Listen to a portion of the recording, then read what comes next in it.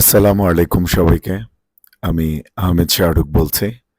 আরও একটা নতুন ভিডিও নিয়ে চলে আসলাম সবার মাঝে। আমার বিগত যে ভিডিওটা যে নতুন বাংলাদেশ, বাংলাদেশের রূপরেখা এবং আমার ভাবনা সেটা প্রায় ৫০০ ৫০০র উপরে ভিউ অতিক্রম করেছে।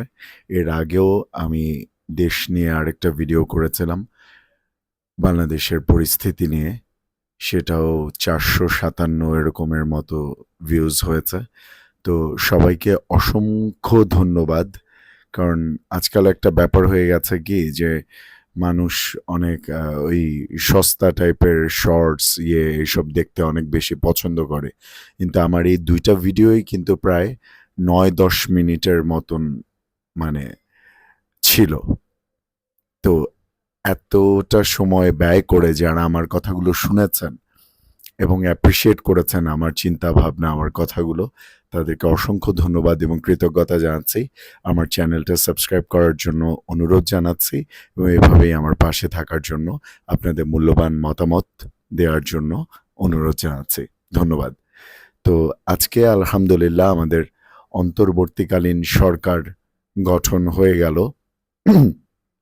ডক্টর মোহাম্মদ ইউনুস স্যার, আপনাকে অনেক কংগ্রাচুলেশনস স্যার, বিকজ উনি আমাদের প্রধান উপদেষ্টা ডক্টর মোহাম্মদ ইউনুস হিসেবে উনি দায়িত্ব পালন করবেন এবং আরও যারা আছেন অন্তর্বর্তীকালীন সরকারে সবার নামটাই আমি একটু সংক্ষিপ্তভাবে বলে যেতে চাই এবং তারপরে আমার কিছু কথা আছে সেটা বলেই আমি শেষ করব।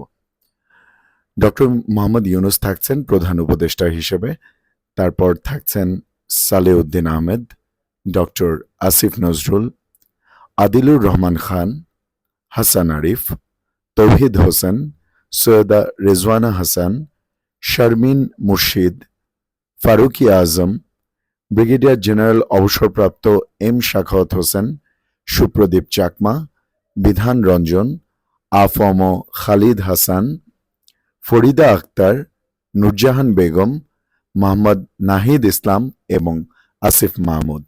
এটা খুবই আশা জাগা নিয়ে একটা ব্যাপার যে আমাদের যারা সমন্বয়ক ছিলেন ছাত্র আন্দোলনে, মানে এই স্বৈরাচার শাসন পতনের আন্দোলনে যারা প্রধান সমন্বয়ক ছিলেন তাদের মধ্যে ২ জন অলরেডি এই সরকারের উপদেষ্টা পরিষদে আছেন। তো এটা অনেক আশা জাগা নিয়ে একটা ব্যাপার এবং আমি এই সরকার গঠনটা নিয়ে আমি বলতে চাই যে আলহামদুলিল্লাহ আমি খুবই আশাবাদী, বিকজ ডক্টর মোহাম্মদ ইউনুস যখন আজকে পা রাখলেন দেশের মাটিতে, তারপরে উনি ওনার যে বক্তব্যটা দিয়েছেন আমি মানে আমার কাছে খুবই ভালো লেগেছে, বিকজ এর আগে সত্যি কথা বলছি ওনার কথায় এভাবে আসলে শোনা হয়নি, ওনাকে সেই স্কোপই দেওয়া হয়নি। উনি বিদেশেই পড়ে রয়েছেন, ডিফারেন্ট ল্যাঙ্গুয়েজে কথা বলছেন, কিন্তু বাংলা ভাষায় এভাবে ওনার কথা আগে শোনা হয়নি। ও উনি কথা বলতে গিয়ে উনি যেভাবে মানে আবু সাঈদের কথা, আমাদের শহীদ আবু সাঈদের কথা বলে উনি যেভাবে আবেগাপ্লুত হয়ে গেছেন এবং উনি যেভাবে সবার সকল শহীদদের আত্মত্যাগের ব্যাপারে স্মরণ করেছেন এবং এই বাংলাদেশকে কিভাবে সন্ত্রাসমুক্ত, জঙ্গিবাদ মুক্ত, অরাজকতা মুক্ত একটা সুন্দর বাংলাদেশ গঠন করা যায় যেখানে সবাই মিলে মিশে একসাথে সুন্দরভাবে থাকবে, শান্তি শৃঙ্খলা বজায় থাকবে, কোনো ধরনের দুর্নীতি থাকবে না। হ্যাঁ, আইন শৃঙ্খলা বাহিনী কঠোর হস্তে দমন করবে সমস্ত সন্ত্রাসী, সমস্ত দুর্নীতিবাজদের।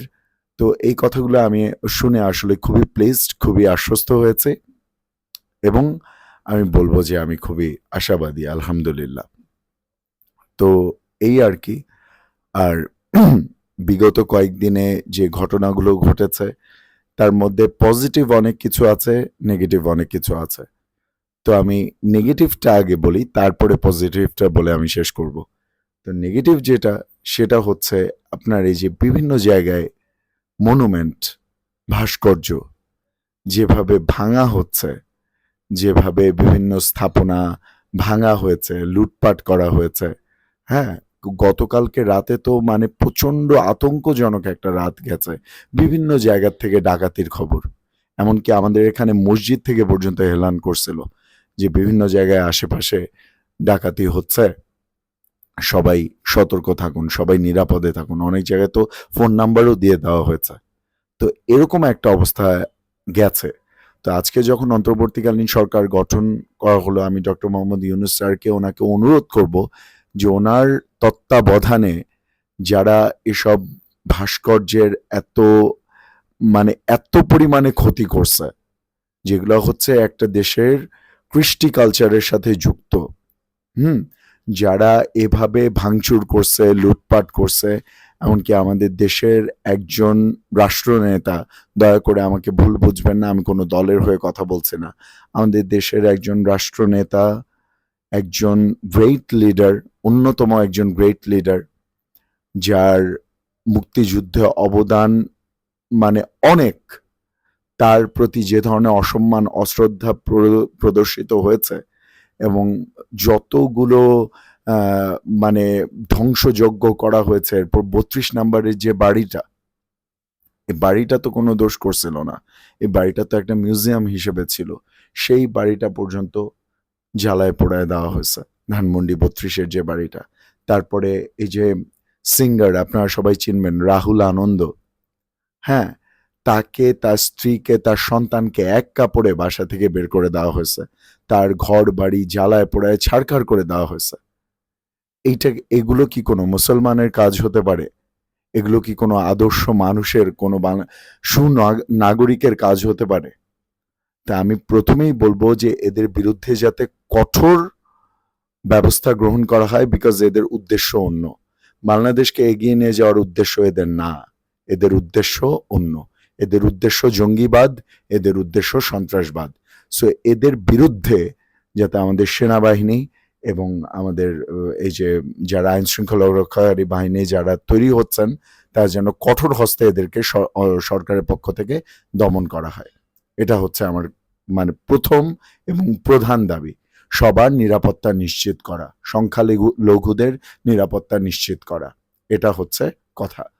আচ্ছা, পজিটিভ কথা যেটা, সেটা হচ্ছে, যেটা দেখে আমার প্রাণটা জুড়িয়ে গেছে, আজকে আমি আমার কর্মস্থল থেকে ফিরছিলাম, দেখলাম যে ছাত্রছাত্রীরা কিভাবে তারা কত সুন্দর করে তারা ট্রাফিক কন্ট্রোল করছে। বিশ্বাস করেন, আমি যে রাস্তাটা দিয়ে আসি যাই, সেখানে প্রচন্ড পরিমাণে বিশৃঙ্খল একটা অবস্থা থাকে, প্রচন্ড পরিমাণে জ্যাম থাকে, কিন্তু গত কয়েকটা দিন যাবৎ আমি তুলনামূলক জ্যাম অনেক কম, গাড়ি ঘোড়া একদম সুন্দর, ছাত্রছাত্রীদের তত্ত্বাবধানে লাইন মতো যাচ্ছে, হ্যাঁ, দেখে এত ভালো লাগছে। এবং অনেককে দেখছি বলতেছে রাস্তা নোংরা করবেন না, অনেক জায়গায় এই যে সমস্ত দেশের শৈল্পিক যে সমস্ত ভাস্কর্য একদম ভেঙে চুরে শেষ করে ফেলা হয়েছে, এগুলো বিনির্মাণে অনেকে আগায় আসছে, অনেকে অনেক লুটপাট যেখানে হয়েছে তাদেরকে সহযোগিতা করতেছে, নানানভাবে দেশ সংস্কার, রাষ্ট্র সংস্কারে ছাত্র সমাজ আগায় আসতেছে, তারা সর্বোচ্চ চেষ্টা করতেছে। এটাকে আমি আহমেদ শাহরুখ স্যালুট জানাচ্ছি আমি। তো কথা হচ্ছে এটা যে আমাদের দেশে নিরাপদ সড়কের ব্যাপারেও কিন্তু এরকম আন্দোলন হয়েছিল, কিন্তু কিছুদিনের মধ্যেই দেখা গেছে কি জানেন, যেই লাউ সেই কদু। আবার রাস্তাঘাটের অবস্থা সেই হেলমেট ছাড়া মানুষ যাচ্ছে, ড্রাইভিং লাইসেন্স ছাড়া যাচ্ছে, যে যেভাবে খুশি গাড়ি চালাচ্ছে ভুল লেন দিয়ে, হ্যাঁ, কোনো ধরনের কোনো ইয়ে নেই। সো আমি চাচ্ছি যে আমাদের এই যে নতুন বাংলাদেশ, আমাদের এই যে নতুন রাষ্ট্রটা আল্লাহর রহমতে গঠিত হলো, এখানে যাতে এই ধরনের কোনো কিছু আর সেকেন্ড টাইম কোনো চান্স না পায়, আমরা যাতে সুশৃঙ্খল ভাবে থাকতে পারি, দুর্নীতিবাজরা যাতে ভয় যাতে ওদের কলিজা সবসময় প্রকম্পিত থাকে, যে এখন থেকে ঘুষ, দুর্নীতি এসবের তো নামই নেওয়া যাবে না। হ্যাঁ, তো এটাই হচ্ছে কথা। রাস্তাঘাটে সবাই যাতে সুশৃঙ্খলভাবে চলাফেরা করে, কারো জীবনের উপরে যাতে কোনো ধরনের কোনো আঘাত করা না হয়, সবাই যাতে নিরাপত্তার সাথে সুশৃঙ্খলভাবে থাকে, আল্লাহর রহমতে এটাই আমার চাওয়া। আর কোনো ধরনের কোনো দল যাতে ছাত্র সমাজের ব্রেইন আর ওয়াশ করতে না পারে। এই বিজয় এটা ছাত্র সমাজ আনছে, সাধারণ জনগণ আনছে, তাদের মতামতের ভিত্তিতেই এই দেশ পরিচালিত হবে। এবং আমি চাই আমাদের সমন্বয়করা যারা আছেন তাদের মধ্যে 2 জন তো অলরেডি হয়েই গেছেন, আমি চাই এদের মধ্য থেকেই পরবর্তীতে আমাদের দেশের রাষ্ট্রনেতা তৈরি হোক, যারা সকল ধর্মের প্রতি শ্রদ্ধাশীল থাকবেন, দেশটাকে একটা সুন্দর সমৃদ্ধির দিকে, আগামীর দিকে এগিয়ে নিয়ে যাবেন। হ্যাঁ, সুন্দর একটা অর্থনৈতিক ব্যবস্থা থাকবে, কোনো দুর্নীতি থাকবে না। হ্যাঁ, সবার মধ্যে একটা সম্প্রীতির একটা বন্ধন থাকবে। হ্যাঁ, মানে কোনো দলভিত্তিক কোনো কিছু বা কোনো জঙ্গিবাদ, সন্ত্রাসবাদ যাতে মাথাচাড়া দিয়ে উঠতে না পারে, এবং আমাদের এই আন্দোলন, আমাদের এই যে আবু সাঈদ, মুগ্ধ, এরপরে এই যে ছোট ছোট শিশুগুলা, যারা যত মানুষ শহীদ হয়েছে, তাদের এই আত্মত্যাগ যাতে কোনো ধরনের কোনো প্রহসনমূলক, জঙ্গিবাদী, সন্ত্রাসবাদমূলক কর্মকাণ্ডের মাধ্যমে তাদের এই আত্মত্যাগ যাতে কলঙ্কিত এই বাংলার মাটিতে আর কখনো না হয়, ইনশাআল্লাহ। এটাই আমার দোয়া, এটাই আমার প্রার্থনা আল্লাহ পাকের কাছে। হ্যাঁ, তো আলহামদুলিল্লাহ, এই আর কি আমাদের সরকার গঠন হলো। এখন হচ্ছে আমাদের দায়িত্ব এটা। আমি খুব সিম্পল একটা কথা বলে শেষ করব। এখন থেকে কলাটা খেয়ে কলার ছোকলাটা ফালানোর আগে চিন্তা করবেন যে এটা আমার নতুন বাংলাদেশ, বাংলাদেশ 2.0, যেটাকে আমরা দ্বিতীয় একটা মুক্তিযুদ্ধের মাধ্যমে স্বাধীন করছি। এখানে আর যেখানে সেখানে নোংরা করা যাবে না। এখানে আর যেখানে সেখানে যে কোনো মানে অরাজকতা, দুর্নীতি এইসব আর করা যাবে না।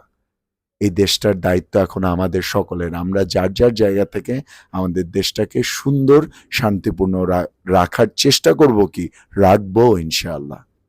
এই শপথ আপনারা সবাই আমার সাথে করেন, আমিও করছি ইনশাআল্লাহ। হ্যাঁ, এই বলেই আর কি শেষ করছি। আপনারা সবাই আমার জন্য, আমার পরিবারের জন্য বিশেষভাবে দোয়া করবেন, আমার জন্য বিশেষভাবে দোয়া করবেন, আপনাদের মূল্যবান মতামত জানাবেন, আমার চ্যানেলটা সাবস্ক্রাইব করবেন। আরও অনেক অনেক সুন্দর সুন্দর ভিডিও নিয়ে, বিভিন্ন বিষয়ে কথাবার্তা নিয়ে কথাবার্তা হবে ইনশাআল্লাহ। আসসালামু আলাইকুম।